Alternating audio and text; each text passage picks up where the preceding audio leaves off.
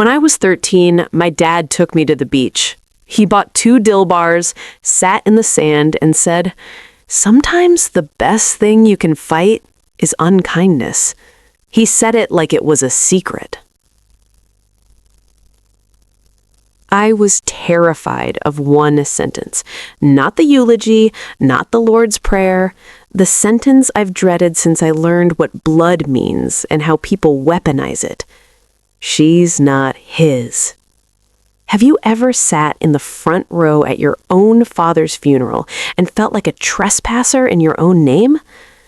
What would you do if the woman he married after your mother left took the church microphone, pointed at you, and said, "She's not his real daughter," in front of every cousin, every usher, every face that ever kissed your cheek at Christmas?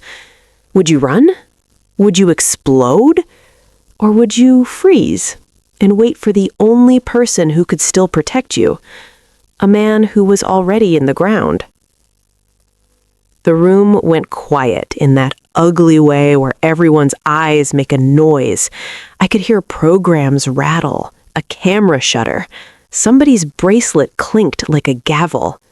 And my chest did that hollowing thing grief does when it finds a new way in.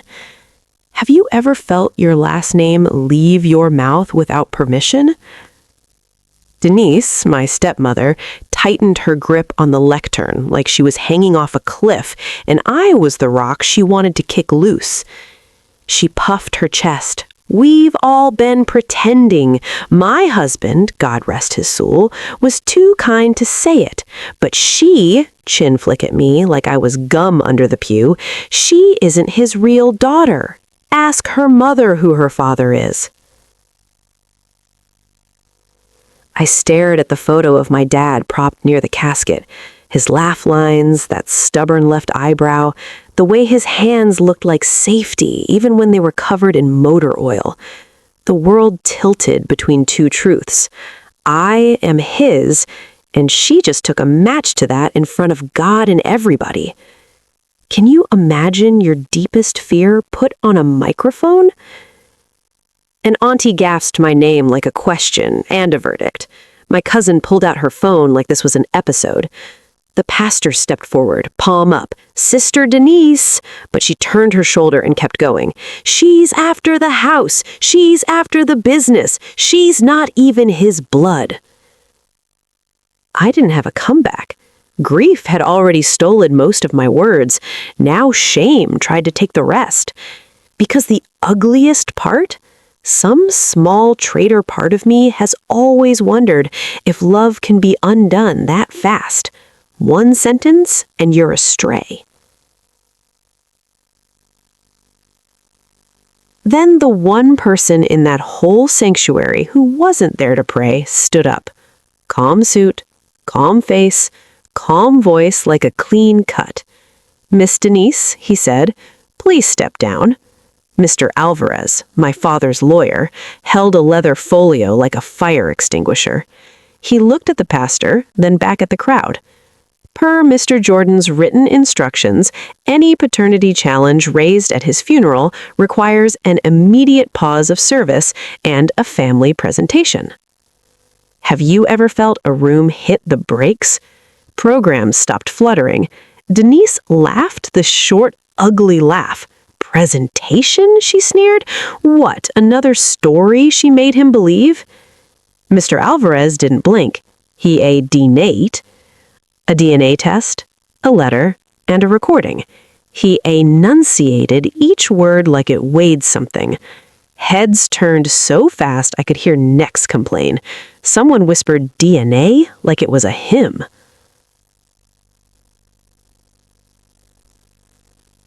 My stomach dropped, and steadied at the same time, because a week before he died, my dad said, "If people try to make you small, I left receipts."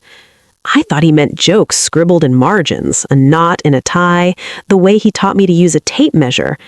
I didn't think he meant this. The lawyer's eyes found mine, steady, not pitying. "Naya," he said softly, "your father asked me to protect you even if he couldn't stand here." Denise slapped the folio with the back of her hand like she could knock the words out of it. Lies, fabrications. My husband had a revised will. She yanked a creased document from her purse, waved it like proof and confetti. He left it all to me, not to some... She caught herself before the next word and swallowed it in public. I still heard it. Mr. Alvarez didn't reach for her paper. He didn't flinch. He set his folio on the first pew, clicked open the brass clasp, and lifted out a red string bundle, like something you only take out when the weather turns bad. A lab report with stamps, an envelope sealed with my name in my father's handwriting, and a small black recorder with a strip of masking tape across it. On the tape, in blue ink I would know anywhere. Play at funeral only if necessary. Pastor cleared his throat, relief and dread both in the sound. "We will honor the deceased with truth," he said, voice firming like wet concrete set. "Family, please." He gestured toward the front rows. A couple of aunties shuffled down, torn between scandal and order. My best friend Kira slid her fingers into mine and squeezed till my bones remembered they were solid. Denise planted her heels. "You can't stop a service for this. You can't humiliate me." "This is not about you," Mr. Alvarez said, still calm. "This is about Mr. Jordan's explicit wishes." He lifted the recorder. "If we proceed exactly as he directed. Or we proceed to the courthouse later with this in evidence and a very different kind of audience." Her face lost a little color then, just a wash, like someone had wiped a layer off. Not white, not yet, but the bleach was in the water. She looked at the casket, then at the photo, then back at me like I had bribed the dead. "He wouldn't," she muttered. "He loved me." "He did," Mr. Alvarez said, not unkind, "and he loved his daughter." The word daughter hung in the air like a bell finally struck. I could feel bones that didn't know had ears. I could feel people recalibrating in their pews, turning their bodies toward the front like the room itself needed to face the truth. Mr. Alvarez nodded to the pastor nodded back, then to the usher by the soundboard. The sanctuary's hum shifted from gossip to electricity. Mr. Alvarez pressed his thumb on play. A hiss. The little machine warmed. Then my dad's voice filled the church, raspy from the illness, but steady in the way that made you think bridges could be built if he explained how. "If you're hearing me," Dad coughed once, old habit, clear the throat before the joke, before the lesson. "If you're hearing me, somebody tried to use my funeral to hurt my girl." I didn't breathe. Nobody did. Even the air seemed to fold its hands. Dad coughed once, clear the throat before the joke, before the lesson, and went on. "Mr. Alvarez has the report. He has my letter, and before he shows you the numbers, I need to say a few things by name." Denise's chin jerked. Mr. Alvarez looked down at the folder like a man with a map and a flashlight, and I sat there between the casket and the aisle and the woman who wanted to end me with one sentence, and I realized the ground under my feet was about to shift. Again. Because the lawyer wasn't bluffing. There was a DNA test, there was a letter, there was a recording, and before he finished pressing play, the whole room was going to learn why one woman's face would go white and mine wouldn't have to ever again. My name is Nia. I'm 28, the only child of a man who taught me pancakes and torque specs, and I've spent my whole life bracing for the moment somebody decided love needed paperwork. Have you ever been someone's whole world and still worry that one sentence could make you astray? Dad raised me from 5 on after my mother left in a quiet that felt like a slammed door. He never badmouthed her. He just showed up. Saturday mornings were ours. Pancake batter and a measuring cup, Motown on low, his hand over mine when I learned to flip without tearing the edges. Measure twice, he'd say, tapping the cup. Cut once. It became our everything. Math, mistakes, mercy. He ran a small auto shop, Jordan & Sons, even though there was no son yet. When customers teased him, he'd point at me with grease on his knuckles and say, "This is my better son." He meant it as a joke. I heard it as a crown and a dare. He put a milk crate by the counter so I could see over the register. He wrote me sticky notes like instructions for a life he was building on purpose, like receipt in the bag, head up, you belong here. When I was 15, he married Denise. I tried. God, I tried. At first, she was roses and recipes and we're a family now in a voice that felt like a commercial. She had a son, Evan, a year younger than me. Quiet kid, math sharp, always shrinking himself when she got loud. Denise smiled with all her teeth in public and kept a different set in the kitchen. She never said I wasn't his to my face. She said, "Your mother's people," when I advocated for myself. She said, "Let your father rest," whenever I asked to ride to the junkyard with him like I always had. She said, "Don't be dramatic," when I told the sign over the shop hurt a little. Later, Dad added a smaller plaque under it that read, "and daughter." Denise laughed like it was cute. It felt like oxygen. The first time she slipped the blade in, it was trivial. Senior year awards night. They called me for STEM scholar. Dad stood so fast his knee hit the pew. Denise tugged his sleeve and whispered, "Let her mother clap for that," like it was a joke the church wouldn't hear. He stood anyway. I saw her mouth pinch around a word I recognized without hearing. Have you ever known a house had a draft and kept pretending you were just cold? Illness came like a thief with good shoes. A cough, then a scan, then a calendar refitted around infusions and naps. The shop's radio got quieter. Dad started labeling drawers with a vigor that felt like a man who didn't want to burden a stranger with his map. One night, he caught me counting pills and trying to count courage. He laid a key on the table, the flat, mean kind that only opens vaults in emergencies. He called it the bad weather file. He grinned so I wouldn't be scared, but his eyes were already filing things away. Denise became efficiency incarnate. Calendars, casseroles, control. She turned the living room into a triage center and the mailbox into a throne. She also turned my life into a hallway. "Doctors need quiet," she'd chirp, her body filling doorways. When Dad napped, she'd pull out a yellow folder and talk about streamlining the business, about protecting marital assets, about how you'll be busy with your own life soon. She said it like a compliment. It landed like a lock. When I asked Mr. Alvarez, his lawyer, what a revised will even meant, he said, "Your father's estate plan is current and notarized. Any changes would require my office." His voice was a seatbelt. Denise started taking calls in the garage. There were whispers before the funeral that foamed around my ankles. A cousin asked, too lightly at Thanksgiving, "You ever done one of those ancestry kits for fun?" A deacon's wife said, "Your mother was spirited," and let the rest hang in the air like a charge. Denise dropped stories like tacks on the carpet. Little comments about timelines, about before he met me, about women he helped who needed help, that left rust stains on the floor of our family. She never pointed, just arranged the room so people would trip into doubt. Have you ever had to live inside someone else's rumor and still make dinner? Dad and I never talked about paternity because it was ridiculous. He was mine, the way my laugh was mine.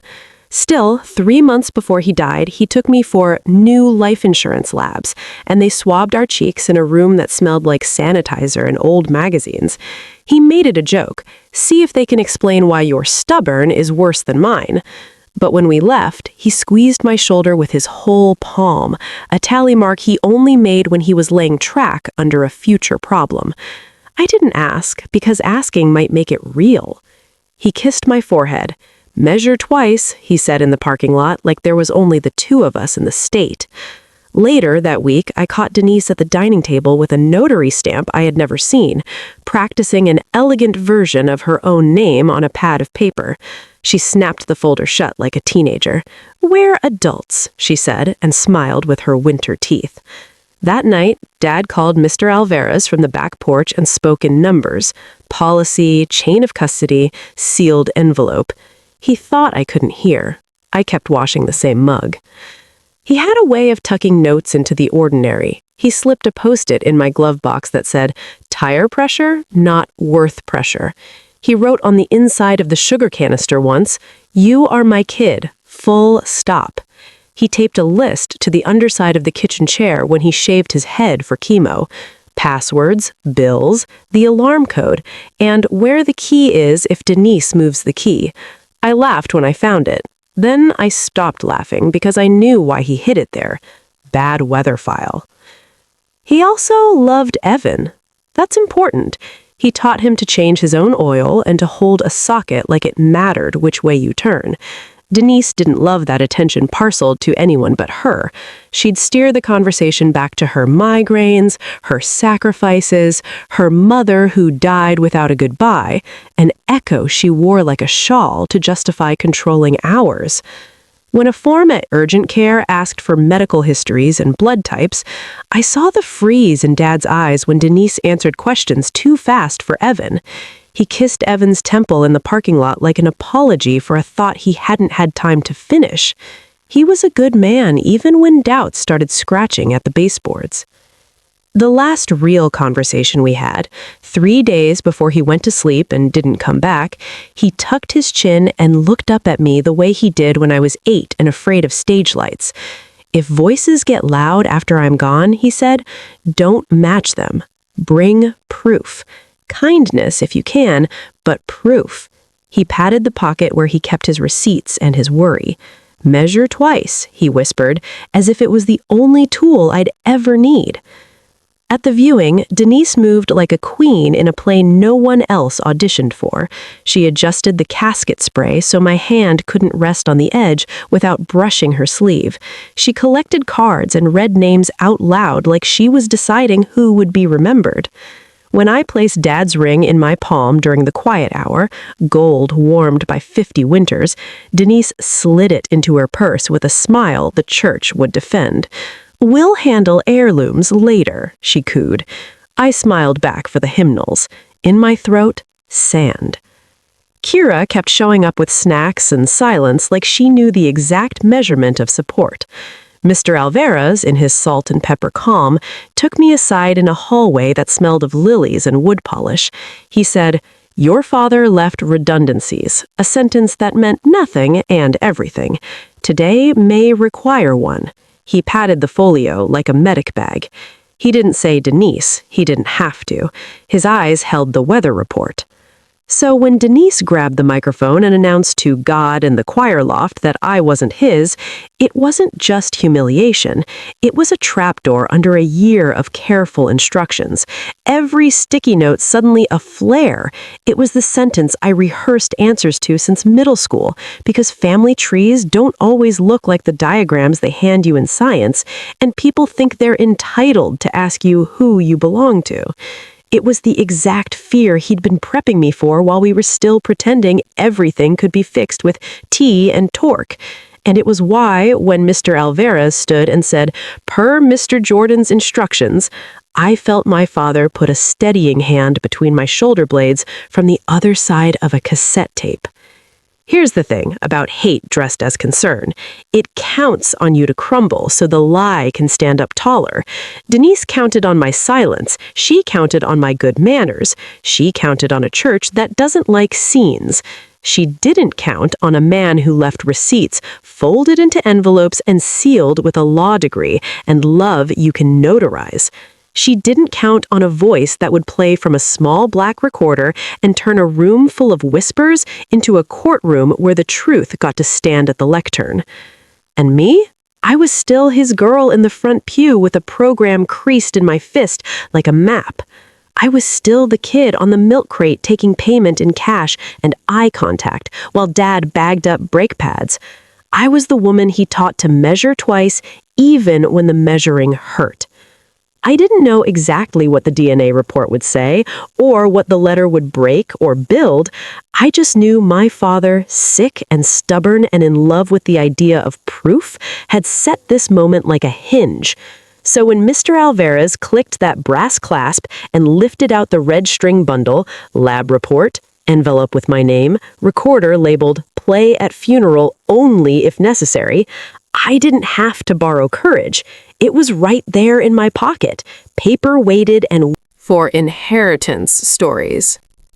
I'd been gifted a measuring tape, a measure of the craftiness he believed I would need, not the mistake he feared I might become. I held the gift thick with meaning, a measure against greed, the corruption of embittered souls. For inheritance stories, mother left will, 55, 65 years old, calm, reflective. Child got nothing, 40 to 50 years old, emotional, hurt. Grandparent story, 65 to 75 years old, wise, slow pace. Sibling betrayal, 45 to 55 years old, angry but controlled. A different kind of inheritance, though, than one you'd find in a bank account. It was a gift of understanding, crafted one by a man who understood that somebody would try to take my name at the very moment he couldn't say it out loud for me. Measure twice, I heard, loud as a hymn under the lawyer's voice, under Denise's brittle laughter, under my own pulse. And for the first time that day, I believed I could. Dad's voice rolled out of the little recorder, and the sanctuary obeyed like he was still at the podium. If you're hearing me, somebody tried to use my funeral to hurt my girl. Denise flinched. The pastor folded his hands. Mr. Alvarez lifted his chin a millimeter like a conductor before a first note. Have you ever felt a room switch from Sunday service to courtroom without moving a pew? Dad continued, calm as a torque spec. Pastor, thank you for pausing. Family, please move to the first 2 rows. Alvarez, put the red string bundle on the rail where everyone can see. We're going to do this with light, not whispers. The ushers guided aunties forward. Kira pulled me to the aisle, then slid in beside me like a seatbelt. Evan, my stepbrother, hovered at the end of Denise's row, pale, eyes on the floor like he wanted to be anywhere but alive in this moment. Denise lunged for the mic. "Turn that off," she snapped. He didn't mean. The nearest usher, old enough to be her uncle, stood between her and the lectern with a kindness that had a backbone. "Sister, let the man speak." She blanked, taken aback that anyone would use the present tense for the dead. Dad coughed once on the tape, the way he always cleared space for the truth. Some folks think volume beats proof. It doesn't. Mr. Alvarez has a DNA report in that bundle, chain of custody intact, sample collected at Northside Diagnostics on March 14th, me and my daughter swabbed in the same chair, case number stamped on the seal, not opened until today. He also has a letter for my girl and a separate letter for Denise. Heads turned like sunflowers to see the red string. If doubt had a face, it was trying to sit still and look reasonable. Denise's mouth twitched. Mr. Alvarez held up the lab envelope, the seal visible to the room. Documented receipt by courier, refrigerated, logged, unopened, he said, more to the room than to her. Denise gave a brittle laugh. Anyone can buy a test on the internet. Mr. Alvarez didn't rise. Not this one. Dad's voice warmed. "Nia, baby, breathe. If you're in the front row squeezing a program like a lug wrench, please relax your hand. I know how your shoulders ride up when you think the ground's moving." I let the paper go a fraction. Kira's hand tightened around me like she was following orders, too. Denise swiveled toward the crowd. "You're all being manipulated," she announced. "He told me, privately, that he had questions. He told me he regretted wasting time and money on—" She stopped just before she said me. She'd run out of room to pretend she wasn't aiming. Have you ever watched someone step past their own alibi without noticing? Dad anticipated her like he'd been married to her long enough to know which step came next. "Denise," he said on the recording, name clean as a wrench on a bolt, "if you're telling people I had doubts about my daughter, you're lying. The only doubts I had were about you, because of the emails you sent to your cousin about cutting the girl out clean and the draft will you tried to push through without my lawyer." Gasps ricocheted. Denise went still, then hot, then still again, like a pot trying not to boil over. Evan's head jerked. He stared at his mother like he'd tripped over a hole he didn't know was in the floor. Denise rallied, yanking a folder from her purse with a flourish. "Revised will," she announced, holding it up to the light like a relic. Mr. Alvarez didn't touch it. "That document is not recognized by the court. The notary's commission expired 2 years ago. We already filed a notice of suspected forgery with the state." The word forgery hit the room's soft places like hail. A deacon made a tiny noise he tried to swallow. Auntie Renee put a palm to her chest. Denise's face lost another shade. The pastor's voice regained the pulpit. "We will proceed with the decedent's instructions," he said, eyes kind and steel. "Mr. Alvarez?" The lawyer nodded and set the red string bundle on the altar rail where every nosy cousin and every skeptic could see every knot come undone. He didn't rush. He untied the string slowly, the way you unlace a boot that got you home. Dad's voice: "Before you open the envelope with the numbers, play the rest of this. There are two pieces of truth that need to live in the same room." The little machine whirred. "First, I am Nia's father. I was there for the pancakes, the braces, the oil changes, the nights her homework ate her, the mornings her laugh saved me. If God himself came down and said the blood was wrong, I'd tell him the paperwork of love outranks a lab. But I know how people use doubt like a crowbar, so I brought both kinds of proof." Denise snapped. "He's grandstanding from the grave." Mr. Alvarez didn't look at her. "Second," Dad said, voice shifting to the careful he used when something could cut, "Denise, you told me if I didn't put everything in your name, you would make sure the girl gets nothing because she's not even yours. You said that in my kitchen. I recorded it. Alvarez has that too. We'll keep it private unless you make public harm." Mr. Alvarez touched another sealed flash drive in the folio like a chess piece he hoped he wouldn't need to use. It would have been easier if the world sorted itself into saints and villains. It didn't. Evan stood, then sat, then stood again, hands in his hair. "Mom?" he whispered, voice breaking over a word ordinary boys say like air. "Why would you—" He stopped. Denise reached for him. He flinched like a touch could make him take sides he wasn't ready to pick. "Have you ever seen a boy discover the weather report doesn't love him?" Dad didn't raise his voice. He didn't need to. "Evan," he said on the tape, and the kid made a sound I have never heard leave a human before. Something between a sob and a question. "Son," he went on, and the word son felt like a life raft thrown into a flood. "None of this is your fault," he said. "Grown folks made choices. I made choices. If the next thing hurts you, know I never blamed you for being born into a mess you didn't make." Every head turned to look at Evan like we could catch him if something important fell out of him. Denise tried one more flank. "We will not embarrass our family," she hissed. "We will not cheapen this moment with science fetishists and lawyers with their little—" Mr. Alvarez raised his hand a fraction. "Enough," the pastor said. Not loud, but final. Two ushers stepped one pace forward and stopped, not touching her, simply reminding the room that the day belonged to the dead and the living, not the loudest. Mr. Alvarez lifted the lab envelope so the seal faced the crowd. "Chain of custody number 214717, sealed March 14th, witness signatures Jordan, Paul, Jordan, Nia, technician Lozano. We will open this now." He reached for a blade. Denise hissed, "This is obscene." My Aunt Renee said clear and ringing, "What's obscene is a lie at a funeral."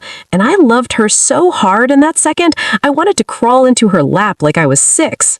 "Wait," Dad said on the tape, and Mr. Alvarez's hand paused in midair, like the machine had tapped his wrist. "Before you show the numbers," Dad said, tone changing shape, "let me finish telling the room what happened when I started pulling at a thread."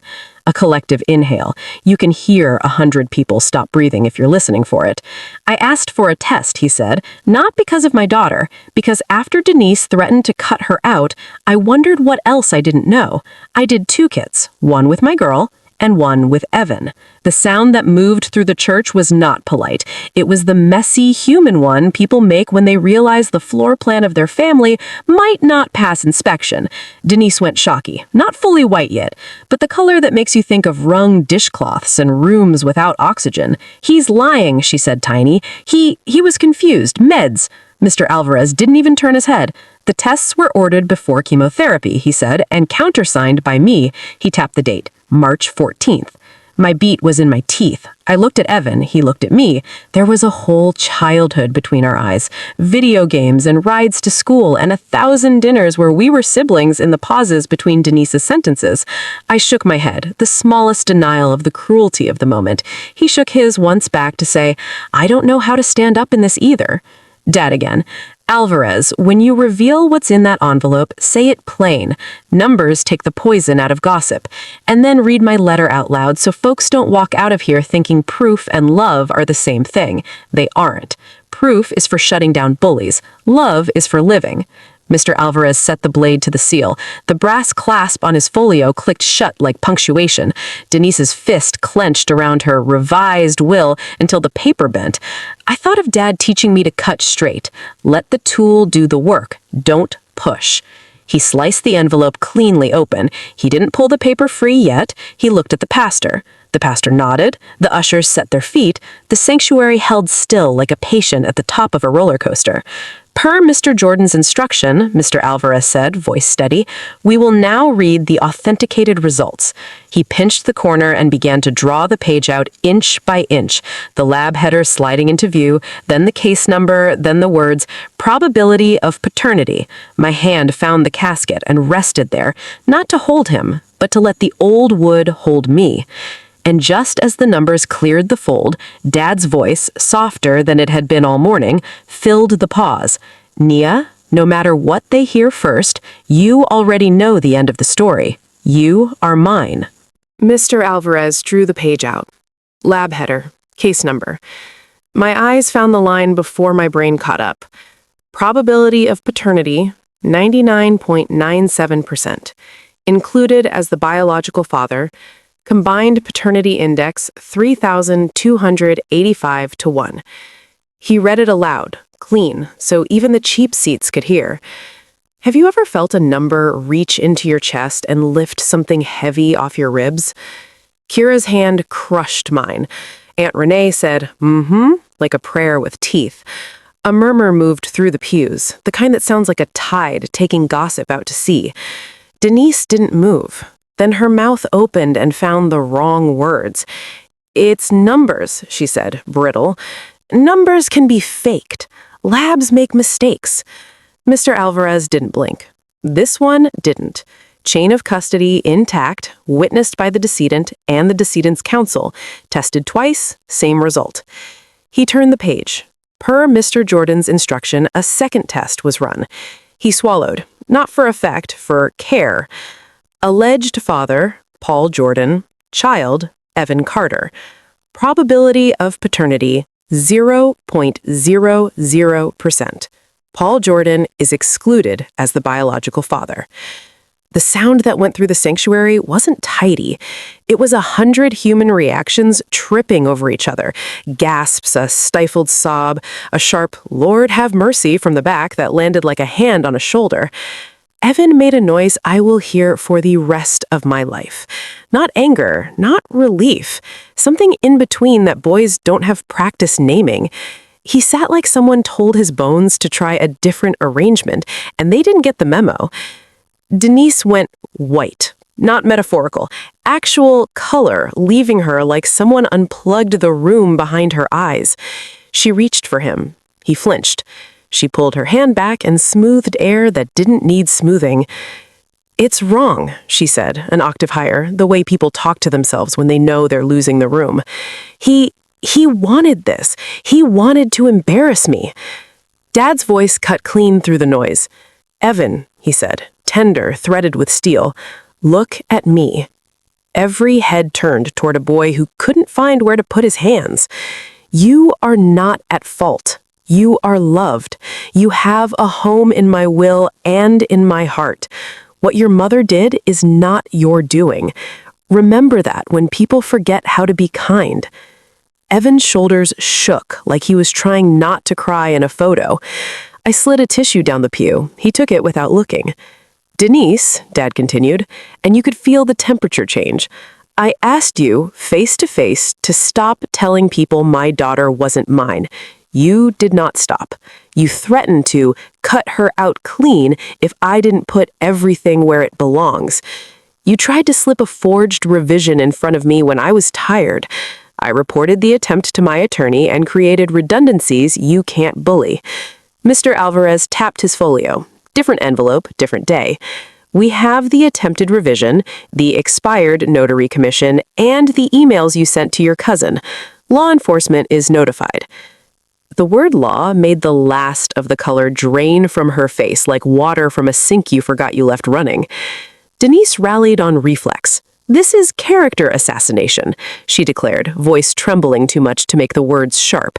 He wanted me to have the business. He said, She flipped through her folder like it might rearrange itself into righteousness. Mr. Alvarez slid a single-page directive on the rail, initialed in Dad's hand, dated 6 months prior. Successor designation for the shop, Jordan and Daughter LLC.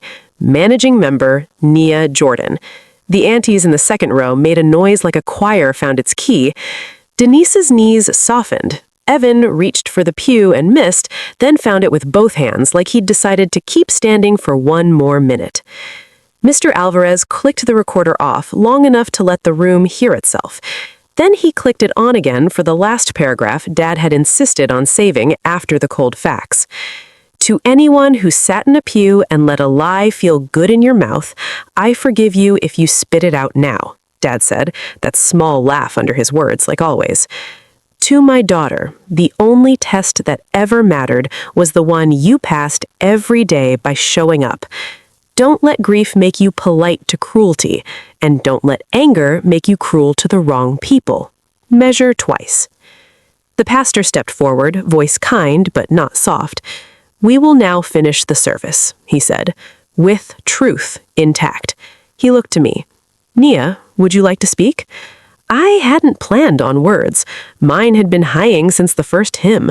But my father had paved a road through the middle of a fire and left me a lane. I stood. My knees wobbled, then remembered themselves. I looked at the photo, not the casket. My dad, I said, taught me to flip pancakes and not flip out. He taught me how to torque a bolt and how to hold my name steady when other people try to shake it. He left receipts because he knew some of you needed paper to believe what love made obvious. I turned to Evan. None of this is on you. He nodded, eyes shiny, jaw working like he was unlearning an old rule. I turned back to Denise, and my anger had cooled into something flatter and more useful. We're going to honor him. You can sit or you can leave, but you can't take the mic. A murmur, approval, relief, a couple of amens that didn't ask for permission. Denise sat. Not graciously, gravity did that part. Evan sat next to her and did not lean in. We finished the service. We sang off-key and on time. People told the stories they meant to tell before a grenade went off. His laugh, his stubborn eyebrow, the time he drove 2 hours to fix a stranger's alternator on Christmas Eve because a road trip is just a favor with better scenery. The ring stayed on the rail, catching light like it remembered what fingers are for. I felt Dad's hand between my shoulder blades the whole time, steady, warm, both receipt and blessing. When the last hymn ended, Mr. Alvarez touched my elbow. Private room, he asked. Will and letter. I nodded. We walked past Denise, clutching her empty folder, past Evan, staring at a future he didn't pick, past aunties whose eyes had found their softness again now that the numbers had taken the poison out of the room. Behind a door that smelled like lemon oil and old grief, Mr. Alvarez placed the letter in my hands. You can read it alone, or I can read with you. I looked at the curve of my name in Dad's hand, at the way the J in Jordan always hooked a little like he couldn't help trying to fish good things toward him.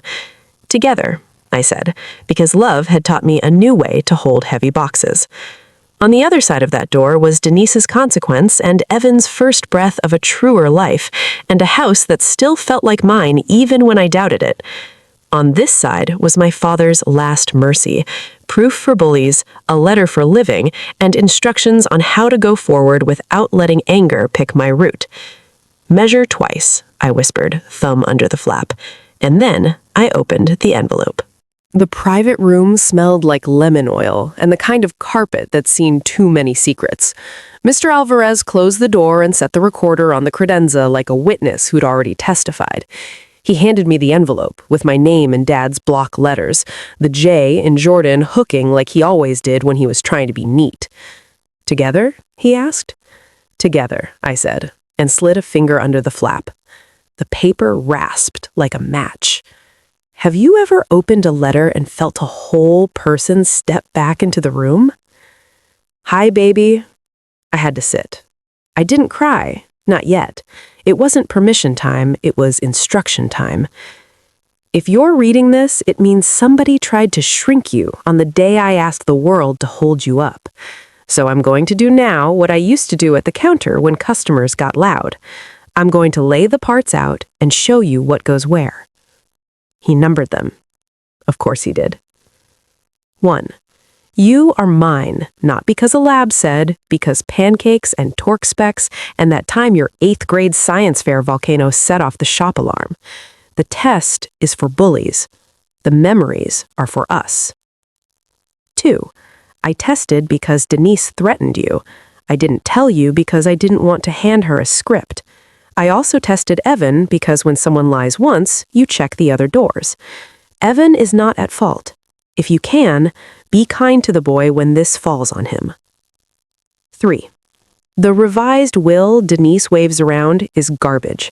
Alvarez has copies of the attempt, the expired notary commission, and the emails where she said, "We can cut the girl out clean if we do this right." We turn that over. You do not have to referee. Direct all noise to Alvarez. Don't meet lies in private rooms. 4. Logistics, written like a map. Keys.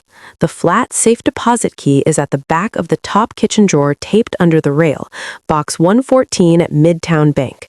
Ms. Lee knows you. Inside, A, certified copy of the DNA report. B, original will and codicil. C, title to the house. D, beneficiary designations for accounts payable to death to you. E, letters. One for you, you've got now. One sealed for Evan if he wants it. One for Denise that simply says, boundaries. Alvarez has duplicates. Redundancy is love. 6. The shop. Jordan and Daughter LLC is already on file. Manny will show you payroll and vendors. Firestone account is 30-day net, no late fees. Don't let Denise scare you with marital assets talk. The prenup limits her to what you'll hear in the reading. Call Tasha to do books. Don't do them yourself just to be tough. 7. The house. The Ring camera subscription is in my email. Alvarez will help you switch it. The furnace filter size is written on the inside of the basement door. The breaker labeled dryer is temperamental. Tap it twice. Don't force it. Measure twice. Always. 8. Mercy and lines. I don't want you to let anger pick your map. I also don't want you to let guilt sign packages that aren't yours. If Denise sues, we answer once with paper, and then we go get ice cream. No private deals, no for old time's sakes. She picked this battlefield, we'll meet her on the one with rules. He shifted tone, and I could hear him lean back in his chair in my head. 8. Evan. I wrote him a letter that Alvarez will hand him only if he asks. In it, I tell him what I told the recorder. Boy, you were loved in my house. If he needs school, it's in the trust. If he needs therapy, it's in the trust. If he needs distance, give it to him, and don't make that about you. 9. The ring. If it's in Denise's purse, Alvarez will ask in front of witnesses. I want it on the rail in the light while you finish the service, then back on my finger before burial, if you want. Or not, you decide. Last decisions are for the living. 10. When you forget how to breathe, borrow mine.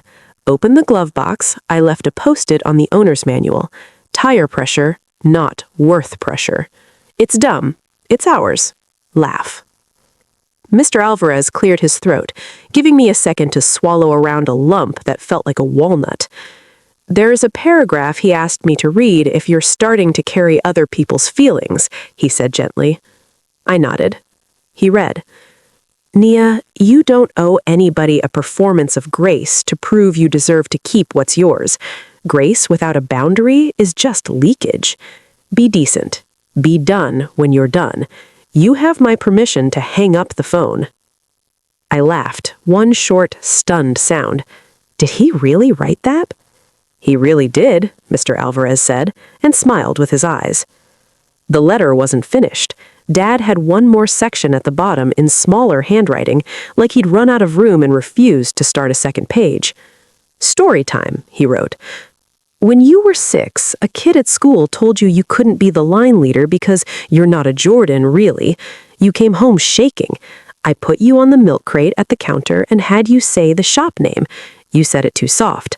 I said it loud, and you said it louder, and then a customer said it back because he wanted to belong to it too. You're the line leader. Be gentle about it, but be it. He signed it the way he signed permission slips and first day notes. Paul, then Dad in parentheses, like the legal name and the true name could share a line. Under it, a P.S. Tell Kira thank you for bringing you snacks when your mouth forgot how. Pay Alvarez. Tip Tasha at Christmas because she pretends she doesn't like gifts. And for the love of everything mechanical, don't try to move the safe yourself. Have you ever had a dead man anticipate the decisions you were about to make and lift them right out of your hands? I didn't know I'd been bracing for Denise's inevitable text until Dad cut it at the knees. I didn't know I'd been planning to keep the books to prove something until he told me to sit down and let a woman who's good at it be good at it. I didn't know I'd been getting ready to adopt Evan with my worry until Dad reminded me I could love him without making him my new job. Mr. Alvarez slid a smaller envelope across the table. Denise in Dad's tidy print. I'll deliver this publicly if she escalates, he said. It says exactly one word on a card inside. Boundaries. My mouth tilted. He was petty, I said. He was precise, he countered. Those are cousins. We sat in the quiet another breath. Outside the door, I could hear the rumble of people deciding who they were going to be now that paper rearranged the room. One more thing, Mr. Alvarez said. He asked me to ask you whether you want to hear a 30-second audio he recorded just for you. Not for the funeral, for this moment if you felt wobbly. My throat got hot and tight. Yes, I said, and didn't trust my voice beyond that. He tapped his phone, cued a file. Dad's voice, warmer than the funeral tape, filled the tiny room. Hey, line leader, if you're hearing me, it means you let yourself be loved and you let yourself be helped. That's all I ever wanted you to learn after tightening a bolt. Go drink water, put your shoulders down. If anyone texts you something ugly, text Alvarez a screenshot and me a laugh. I'm okay. You will be too. The file ended with a soft exhale he probably meant to edit out. I pressed my knuckles to my mouth, then dropped my hand because this wasn't a shame cry, it was a recalibration. Mr. Alvarez gave me time. Then, ready? He asked. I nodded. He tucked the letter back in its envelope and handed it to me like a passport. We'll read the will privately with the necessary parties. Then I'll file copies with the court. Denise's counsel will receive notice of the forgery report. You will not respond directly to her or her cousin. If Evan asks for his letter, I'll give it to him. If not, we wait. I stood. My legs remembered how to be mine. At the door, an usher knocked softly. Miss Nia, he said. That boy, Evan, he asked if he could talk to you before y'all go. My heart tried to climb into my throat. Have you ever been handed a person at their worst possible minute and known the right thing was going to be heavy and good? Tell him yes, I said. Tell him I'll meet him by the photo. Mr. Alvarez opened the door. Church air, cooler and louder, slid back in. I tucked the letter under my arm like a map you only have to unfold when you're lost. The ring on the rail threw a coin of light across the carpet. Denise sat 3 rows back, empty folder on her lap. Color still trying to find its way home. I didn't look at her long. My father had already given me my lines. Boundaries. Proof is for bullies. Love is for living. Measure twice. I walked toward the photo, his eyebrow, that laugh, and the boy beside it who needed to know what somebody else's lie didn't make him. Evan was waiting by Dad's photo like a kid posted at base in a game that stopped being fun. He stared at the frame, jaw clenched so hard I could hear his teeth think. Did he know long? He asked without looking at me. Have you ever had to answer a question that isn't yours to make gentle? Long enough to make a plan that didn't punish you, I said. He wrote you a letter. Mr. Alvarez will give it to you if you want it.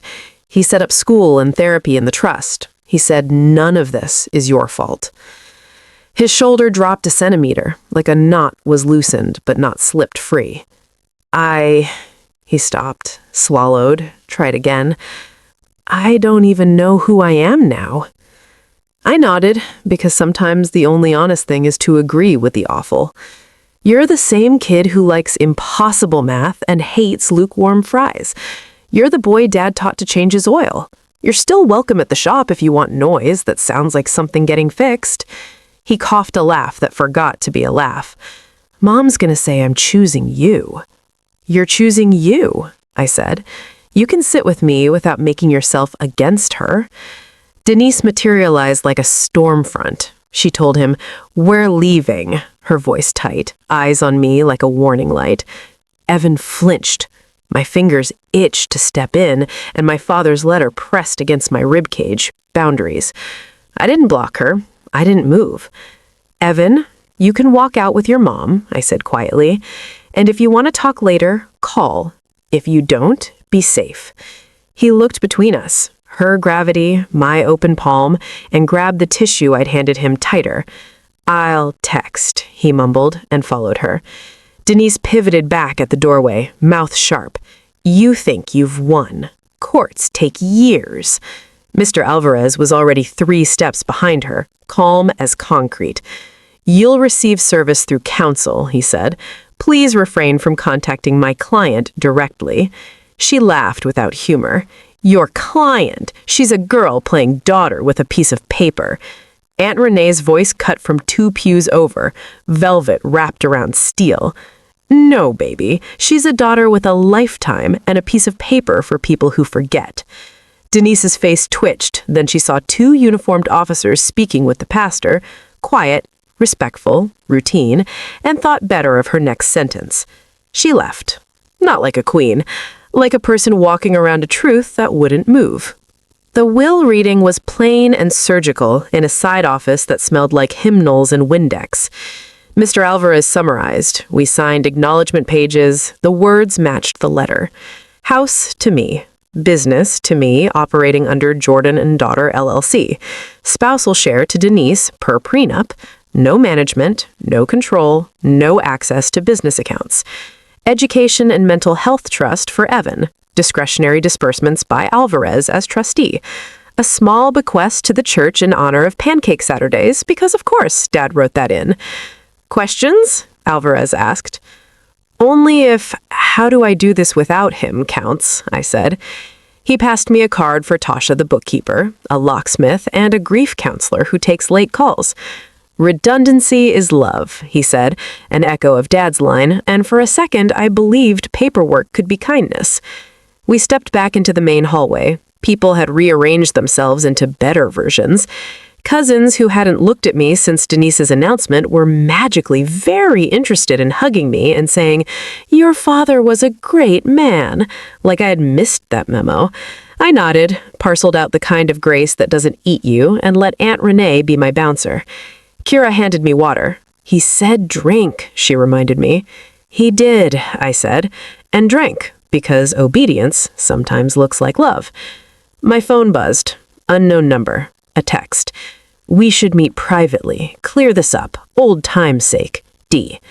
I didn't even feel the hook this time. I screenshotted it and forwarded it to Mr. Alvarez with a single word. Boundaries. He replied with a thumbs up, and a beat later, "Please refrain from responding to adverse parties." I laughed out loud, sharp, grateful.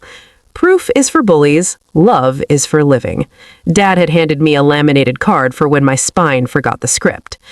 Evan reappeared, alone, hair muscled like he'd run a hand through it too many times. He stood 2 feet away like I might spook. "She's on the phone with someone," he said, wrinkling his nose at a word he didn't want to give shape.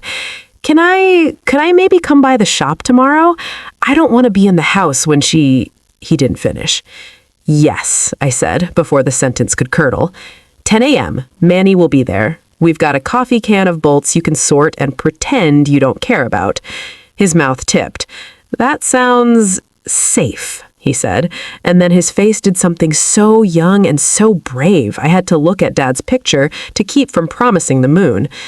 "Do I have to be mad at you to be a good son?" he asked, hating himself for the question even as he asked it. "No," I said. "You just have to tell the truth and drink water." His laugh this time made it past his teeth. Mr. Alvarez joined us, not intruding, just adding ballast. Evan, when you're ready, there's a letter from your stepdad. No pressure. It will be here when you want it. Evan nodded, eyes on the envelope like it might move if he stared long enough. Okay, tomorrow. He started to go, then turned back. Naya, yeah?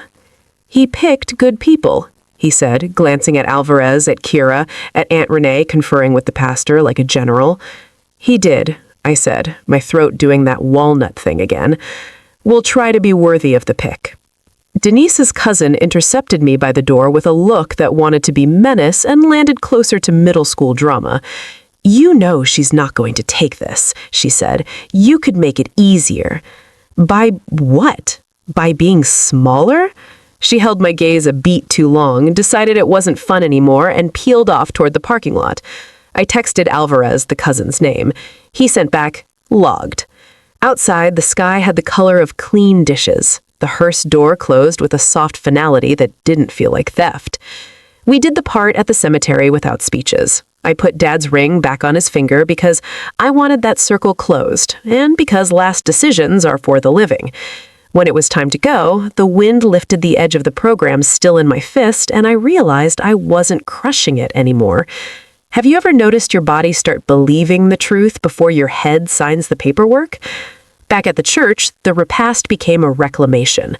Someone put Al Green on too low, Auntie shushed and then sang anyway. People who had tasted the lie spat it out in front of me with apologies that got smaller as they got truer. I'm sorry for not stopping her. I'm sorry I watched. I'm sorry I thought paperwork could undo Saturday mornings. I accepted the ones that sounded like work and let the others sail by. Denise did not reappear. A detective in plainclothes asked the pastor for a copy of the attempted will. Alvarez handled it without spectacle. Redundancy, boundary, breathe. By the time the chairs were stacked, I had 3 things in my bag that added up to a map. Dad's letter, the will packet, and a post-it Kira drew me with a wobbly tape measure and the words, measure twice, in bubble letters like we were 12. My phone buzzed again, this time a new text from an unknown number that turned out to be Manny.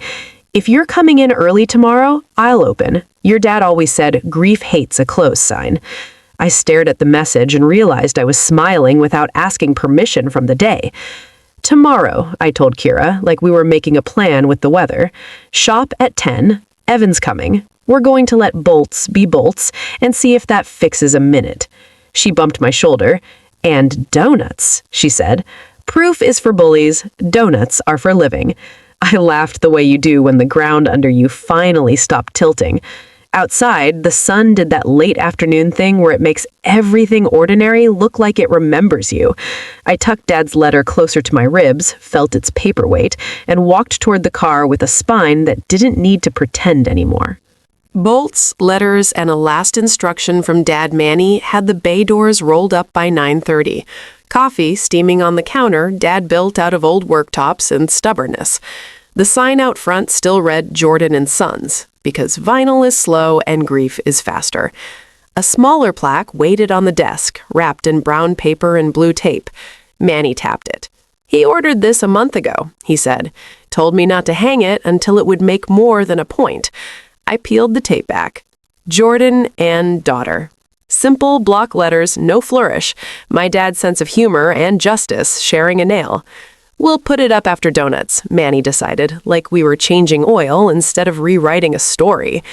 Evan showed up 10 sharp, hood up on his sweatshirt even though it wasn't cold, hands jammed in the pockets like they could keep the rest of him from shaking. Manny greeted him like any kid who wanders into a shop with a question. Do you do bolts or donuts first? He asked. Donuts, he said, voice thin but choosing life. Manny slid the pink box down the counter.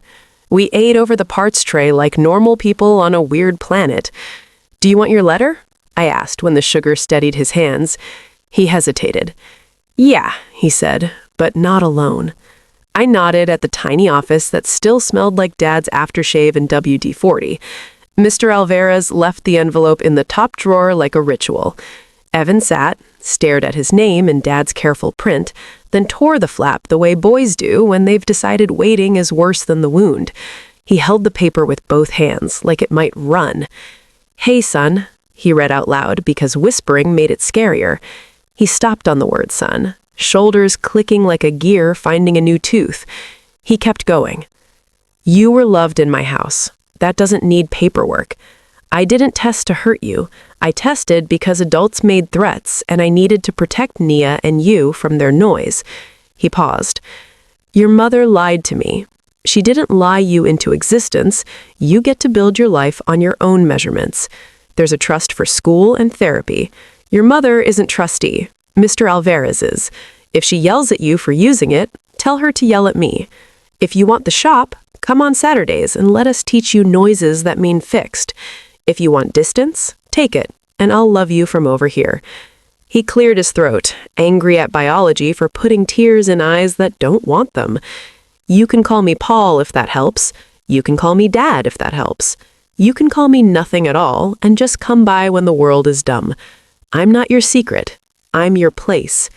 He folded the letter in half, then quarters, then flattened it back out like a man who wanted two futures at once, and picked the one with breath. He wrote, "P.S. Drink water like I'm 6, Evan said, and a laugh got free. "That's he does," I said, present tense on purpose. We stepped back into the bay. Manny handed Evan a coffee can full of mixed bolts and a magnet wand. Engineers call this therapy. We call it getting ready to be useful. Evan sat on the stool, sorting, magnet clicking, metal answering, a language that doesn't ask you for your last name. My phone buzzed. Mr. Alvarez. Process server delivered notice of suspected forgery to Denise's counsel at 9:12 a.m. Do not engage. A second buzz, a photo from the church office of Denise storming past the pastor last night, mouth open, folder empty. I texted back one word. Logged. Proof is for bullies. Love is for living. My job was bolts and boys and a sign that needed hanging. "You ready?" Manny asked, holding a drill like a question mark. I climbed the step stool. Evan held the plaque level with both hands, fingers finally busy with something the world couldn't twist. Manny drove the first screw. I drove the second. The wood took the bite like it had been hungry for our names. When we stepped back, the sun found the new letters. It didn't make them important, it made them honest. A patrol car rolled past slow, then kept going. Not our business. Not today. Kira texted a photo of Aunt Renee labeling casserole lids at the house like a general in an apron. Inventory secured. I sent back a heart because armies of aunties are the difference between stories that end and ones that continue. Manny flicked the radio on low. Al Green hummed under the hum of the lift. Evan's phone buzzed. He glanced, winced, turned it face down. "She wants me home," he said, a little boy and not in the same breath. "You're safe to stay as long as you need," I said. He nodded and pointed at a bolt. "Fine thread?" "You're learning," Manny grinned. We worked the way grief says you can't. Quiet, repetitive, useful. At lunch, Manny pulled a small tin from under the counter. Inside, a post-it from Dad I'd never seen, folded down to thumb size. "I was supposed to give you this when the shop felt like yours," Manny said. Eyes kind. I unfolded it. Dad's tiny block print. "You are not auditioning." My throat did the walnut thing and then didn't. I pressed the paper to the counter like it could iron its truth into the laminate. "He left me a bench," I said, thinking of the letter, the will, the ring, the recorder. "He left you a manual," Manny said, "and a crew." At 2, a courier dropped a flat envelope at the service store. Midtown Bank letterhead, Ms. Lee's tidy note. Box 114 inventoried, copies enclosed. Original documents remain per council direction. Redundancy is love. I filed it where Dad said and felt the click of a system taking my weight. Evan finished the coffee can and looked at his hands like they might be good for something after all. "Can I come Saturdays?" he asked. "Everyone you want," I said. "You don't have to pick a word for Paul right now. You can pick a socket." He smiled sideways, relief and grief doing a duet. "Okay." His phone buzzed again. He typed one line, showed me before sending like he needed a witness. "I'm safe. I'll be home at 6. He hit send, pocketed the phone, and reached for another bolt. Have you ever watched a boy begin to pick his own measurements? At closing, we locked the bay, lights ticking into quiet. I stood under the new sign until my neck ached from looking up. Manny waited in the doorway the way men wait who don't want to rush you out of your own moment. Evan lingered by the counter, letter in his hoodie pocket, shoulders lower than when he came. "See you Saturday," I said. "We'll have donuts," he said. "Proof is for bullies," he tentatively smiled. "Donuts are for living," I finished, and he huffed a laugh that sounded like beginning. On the way out, I checked Dad's office one more time. The desk drawers stuck like always, so I tapped it twice, and it slid. Inside, under a warranty manual, a postcard I hadn't noticed. Dad's handwriting. "Measure twice. Your worth than what other people say." I tucked it into my wallet behind my license like a license for the part of me no one else gets to revoke. Outside, the air had that late shift clean to it. The streetlights clicked in on a row. My phone buzzed. Alvarez again. "Detective will call you tomorrow. Routine follow-up on the report." I replied, "Thank you." He sent back, "Tip Tasha at Christmas." I smiled so hard it hurt and didn't apologize to the air for it. At home, I set Dad's letter in the drawer with the good cutlery, because we use those on Tuesdays now, not just holidays. I put the funeral program on the fridge under a magnet shaped like a wrench. Denise texted a paragraph I didn't read. I forwarded it to Alvarez and turned my phone face down. Boundaries hold. In the quiet, my shoulders dropped without me telling them to. Have you ever realized the day didn't take you with it when it left? Tomorrow, I'd meet a detective, pick a furnace filter, and call Tasha about the books. Saturday, I'd stand under a sign and let bolts be church for a while. Tonight, I drink water because a stubborn man with grease under his nails told me to from the other side of a cassette tape. And when I turned off the kitchen light, I heard his voice in the dark the way it always sounded in the garage. "Line leader, you did good." The detective called at 8:07 a.m., voice steady as a ruler. She confirmed the forgery report, asked for timelines, the notary commission number, copies of Denise's texts, and the audio Dad referenced. I forwarded everything to Mr. Alvarez first, because boundaries are a muscle, not a mood. "We'll transmit through counsel," he told her on a three-way call, and I exhaled like I hadn't realized I was holding my breath for the next fight. "We're not in the business of revenge," the detective said, "just record-keeping." I almost laughed. "Redundancy is love," I said, and she made a small sound that told me she's heard worse coping mechanisms. Ms. Lee at Midtown Bank slid box 114 across the table like a ceremonial loaf of bread.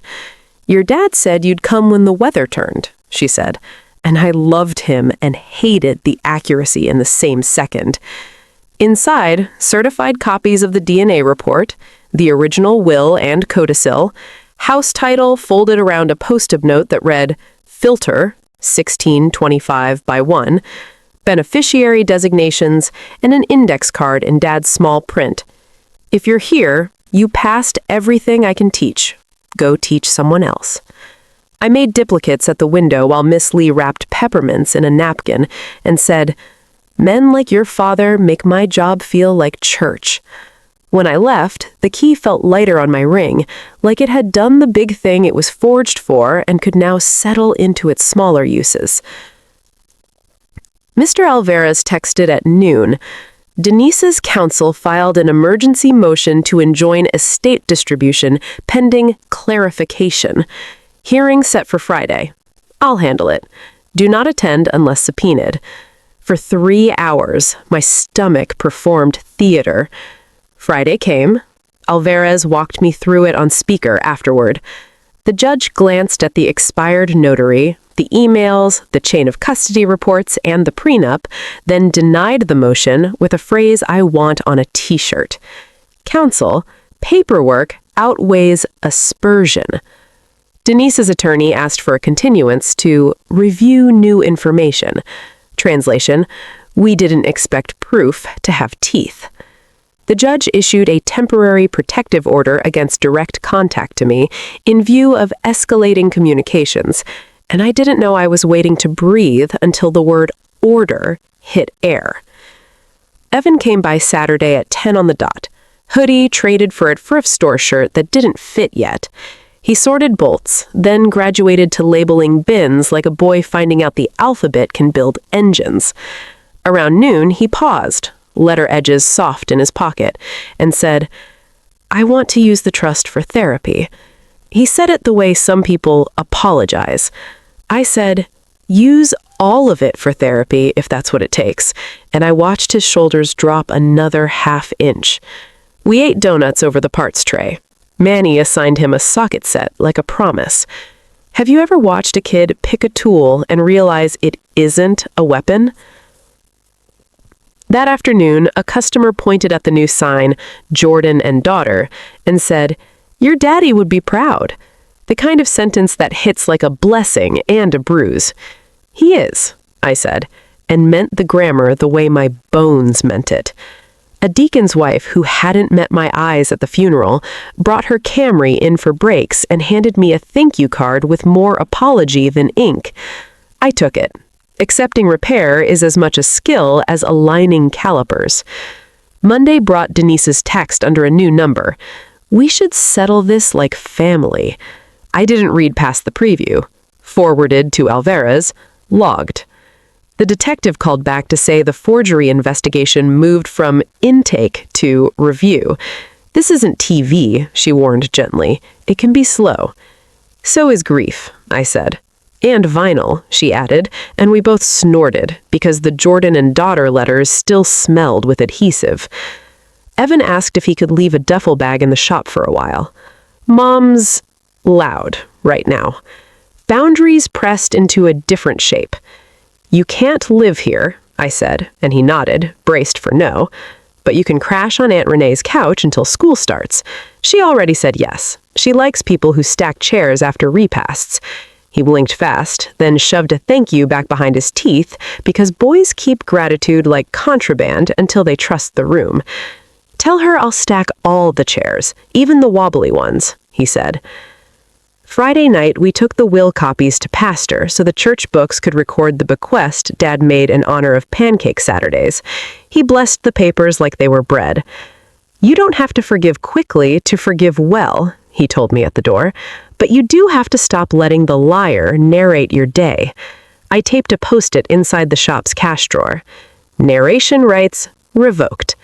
Manny added a smiley face with a wrench for teeth because we're ridiculous like that. The following week, the judge set a date to formalize the protective order. Denise's counsel asked for professional courtesy. Alvarez said, "Courtesy was the funeral. Next." Evan forwarded me a text. "Mom, if you see that lawyer, tell him he's ruining a family." He typed and erased 3 times. "What do I say?" I said, "Nothing. You don't co-parent with subpoenas." He nodded. Relief and nausea sharing a chair. The day the vinyl company finally swapped sons for daughter, a little girl pressed against the shop window and read it out loud in delight like my 6-year-old self borrowing air. Her dad looked embarrassed. I waved big so he'd stop apologizing for something that wasn't a crime. "Measure twice," I told her as she traced the letters with her finger on the glass. "Then talk as loud as you want." She giggled and shouted the sign for practice. I let her. The room owes children that much. At the cemetery a week later, I brought a wrench-shaped magnet and a ridiculous bouquet because Dad liked ugly grocery store flowers. He said fancy ones die quicker from the shock of being loved. I told him about the judge's line, about Manny's radio, about Evan's socket set, and how therapy doesn't need anybody's permission. I told him I put the letter in the good cutlery drawer so we touch it on Tuesdays.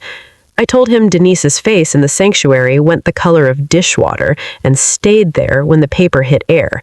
And the part of me that wanted to dance decided to go drink water and hang a sign.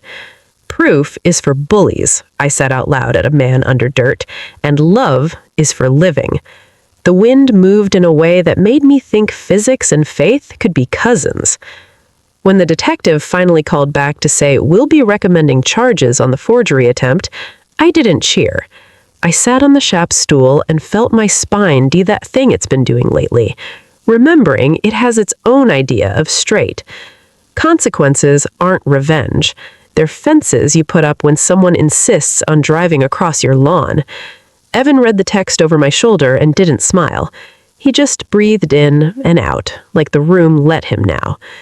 "Can I still come Saturday if she's mad at me for this?" he asked. "Especially then," I said. That night, when the shop was dark and the radio finally slept, I found one more note from Dad, stuck to the underside of the counter where customers slam their elbows when they lean in to argue. Tiny letters, almost a secret to the wood. "If they make you prove it once. Then go eat. Line leader's orders."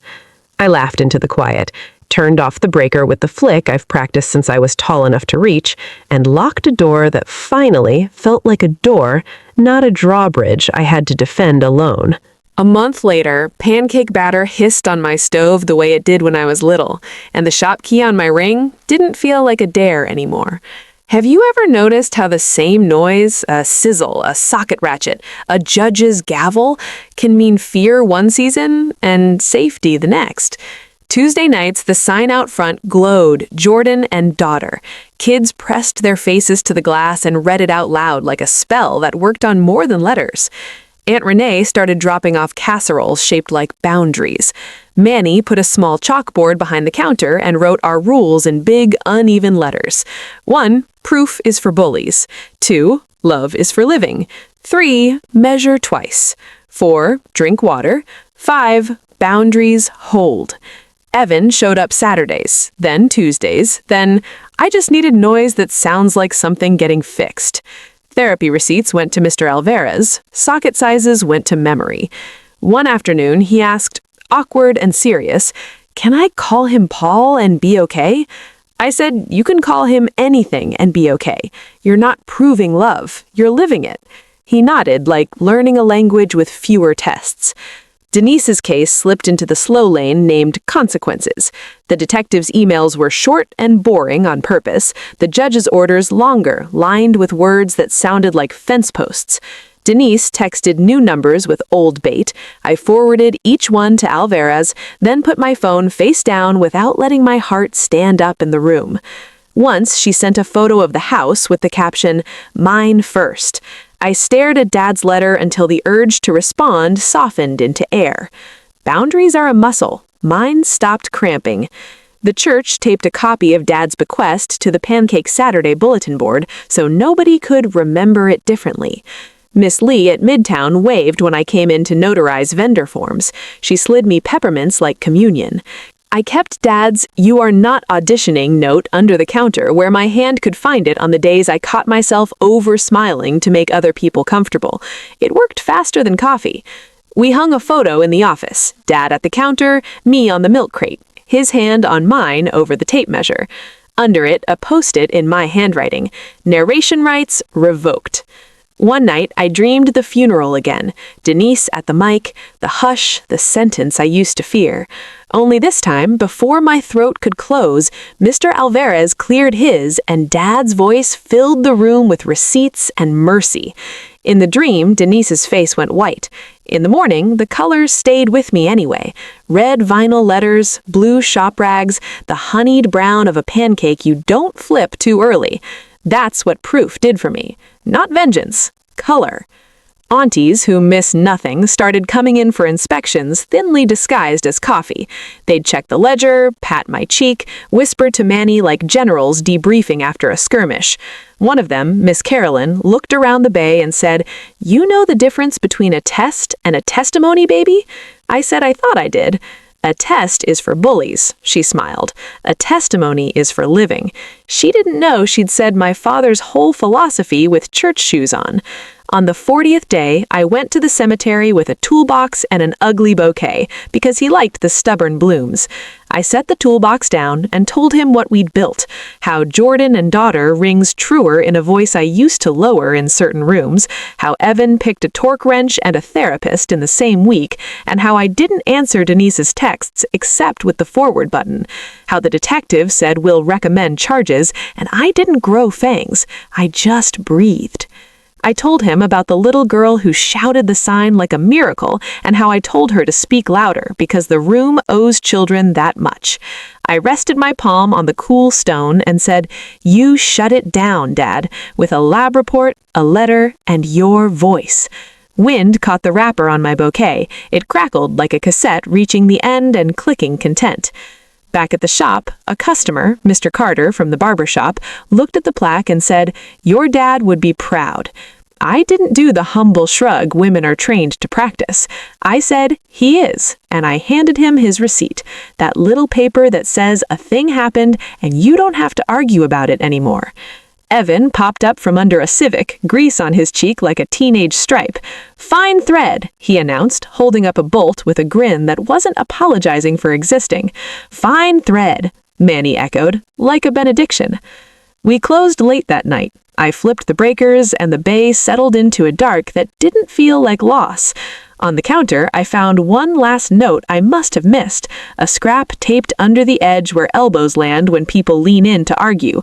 Dad's tiny print made patient by wood grain. "If they make you prove it once, then go eat. Line leader's orders." So I locked the door that finally felt like a door, not a drawbridge. I tossed the shop rag in the bin.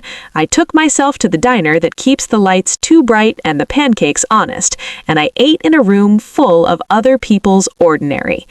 Have you ever realized the climax of your story isn't the mic drop, but the next morning you get to live? At my dad's funeral, my stepmom said I wasn't his. The lawyer shut her down with a DNA test, a letter, and a recording. Her face went white. My world went back to color. And when the next box shows up, papers with windows, rumors with teeth, a boy with a question, I know where to put it. On the counter my father built, under a sign with my name on it, beside a crew who'll bring soup and sockets, with proof for the bullies and love for the living. Measure twice. Then live. DA filed charges on the forgery attempt in spring. Nothing cinematic, just paperwork with teeth. Denise took a plea that lived exactly where the detective warned it would. Fines, a restitution line to the estate for our attorney time, and a year of probation that came with a rule I could live with. No contact.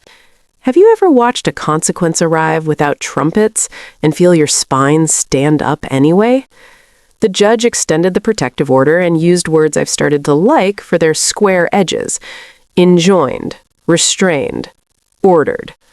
Alvarez slid the certified copy across his desk and said, "File this where you file your piece."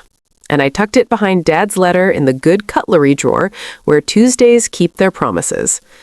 Evan kept showing up, Saturdays, then a weekday afternoon when school let out early, then Father's Day morning with a six-pack of orange soda because he remembered Dad used to say mimosas were just orange soda that went to college. We opened the bay for 2 hours so the neighborhood could borrow air, Manny's phrase, for walking into a room where grief loses leverage. A little boy in a Spider-Man t-shirt asked if he could help. Evan handed him a magnet wand and said, "Your job is catching runaway bolts." And the kid worked like he was hired for a government contract. Around noon, we shut the doors and sat on overturned buckets, the holy furniture of small shops, and I read Dad's last Father's Day card to myself while Al Green hummed on a station so low the radio had to lean to hear it.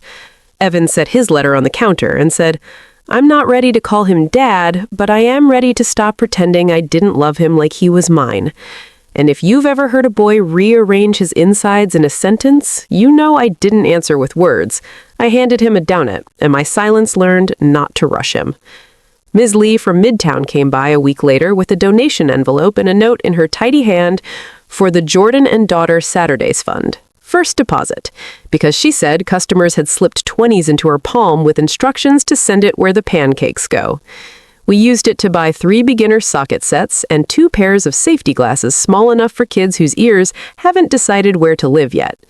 The church dedicated a little brass plaque on the back pew in honor of Pancake Saturdays, so nobody could re-edit his generosity in a future argument.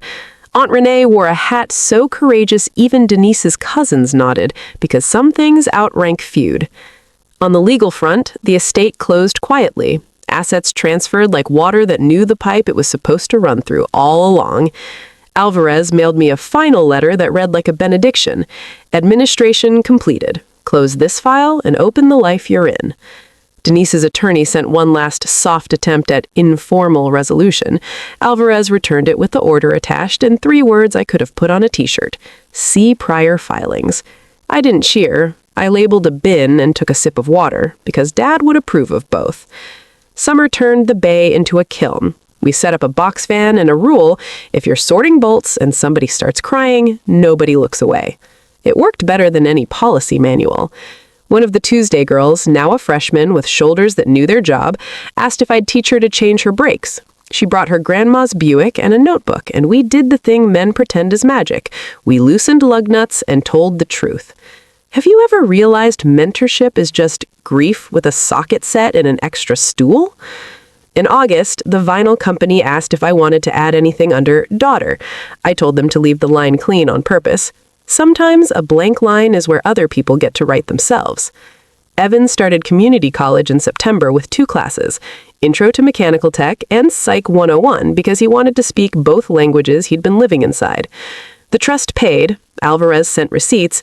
Denise texted from a new number that I didn't add, "You're poisoning him against me." And I did the same deliberate thing I've learned to do: forward, log, breathe. Father's Day came back around before I was done counting weeks. Time kept refusing to wait for me to feel caught up, so I built what slows it down: a bench. Not a metaphor this time. Planks and pegs and a front apron with 2 small swallows burned into it, D and J on their chests. Room left for more.